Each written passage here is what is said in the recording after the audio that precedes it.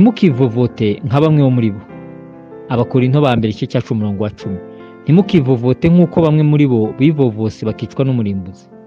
Kwivovota ni ikimenyetso cyo kutishimira uko ibintu bimeze no kugaya ufite ubushobozi bwo kuba yabihindura. Kwivovota bitandukanye no kwicisha bugufi, ugasaba impinduka, ugaragaza icyizere, ufitiye, usaba. Iyo twivovotera Imana bigaragaza kutayizera no kutayikunda, bigaragaza kutishima no kwinubira ibyikora n'uko ibikora no kutayubaha. Abisirayeli bari mu butayu, bamwe muri bo bagomeye Mose, bamushinja kwishyira hejuru akigira umuyobozi wabo kandi ntabajyane mu gihugu cyiza. Kora mwene Isuhari wa Kohati wa Lewi agomana na Datani na Biramu bene Eliyabu na Oni mwene Pereti bo mu Barubeni. Bahagurukira Mose bafatanije na bamwe mu Bisirayeli, abatware b'iteraniro 250 bajya bahamagarwa mu iteraniro ibimenywa bose. Bateranira kugomera Mose na Aroni, barababwira bati ibyo mukora birahagije kuko abo mu iteraniro bose ari abera, umuntu wese wo muri bo Uwiteka akaba hagati muri bo. Nuko niki gituma mwishyira hejuru y'iteraniro ry'Uwiteka? Kubara igice cya 16 umurongo wa 1 kugera kwa 3.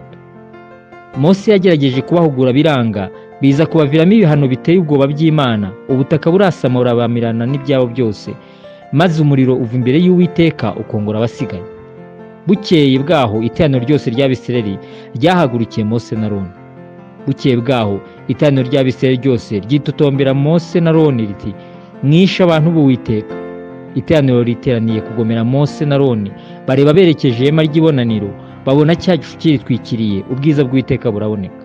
Kubara igice cya 17 umurongo wa 6 kugera kwa 7. Ibyo byatumye mugiga yaduka mu Bisirayeli, batabarwa na Aroni arabahongerera, ariko hapfa abantu 14,700. Arabagomeye Mose, ubutaka bukabamira, ari n'abamwitotombeye bose n'Imana babaga bagomera bamwe batabizi. Imana niyo iri hejuru ya byose, niyo mugenga wa byose. Ibyo yemera ko biba ibifite impamvu mu bwenge bwayo busumba kure cyane ubwacu. Iyo hari bitameze nk'uko tubyifuza, ntabwo tugomba kwivovota, tugomba guyisenga duciye bugufi kandi tuyishima.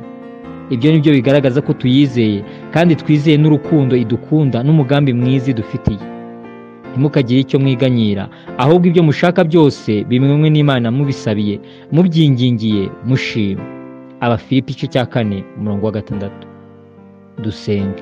Mwami Yesu, umbabarira aho nagize kwivovota aho gusenga ngo nshake mu maso hawe, mu izina ryawe Yesu, amen.